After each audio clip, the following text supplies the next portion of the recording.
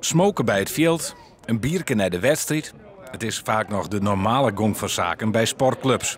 Maar heel soon is dat vanzelfs net. Weet je, van oudsher hoort het ook bij. Gewoon even een biertje pakken, een gehaktballetje, een patatje.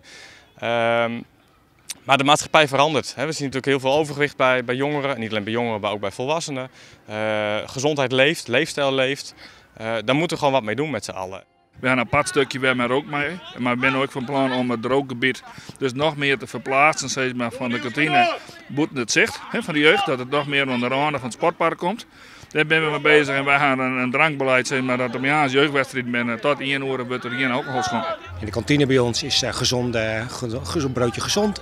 Hebben we nu op het menu staan. Daarnaast hebben we hier beneden in het hokje ook vers fruit is verkrijgbaar. En daarnaast proberen we op het sportpark langzamerhand het sportpark rookvrij te krijgen. De clubs binnen er dus vol mee dwaande. Al is er nog een soort dat beter kan. Gewoon een beetje tiert aan, zitten de sportverenigings.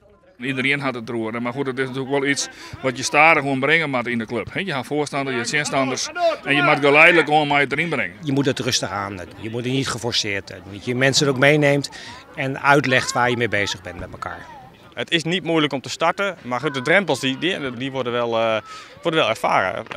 Ons motto is ook van probeer langzaam maar zeker een gezond alternatief te bieden voor je ongezonde producten. Dus niet direct de hele kantine over de schop, dat is echt niet onze boodschap.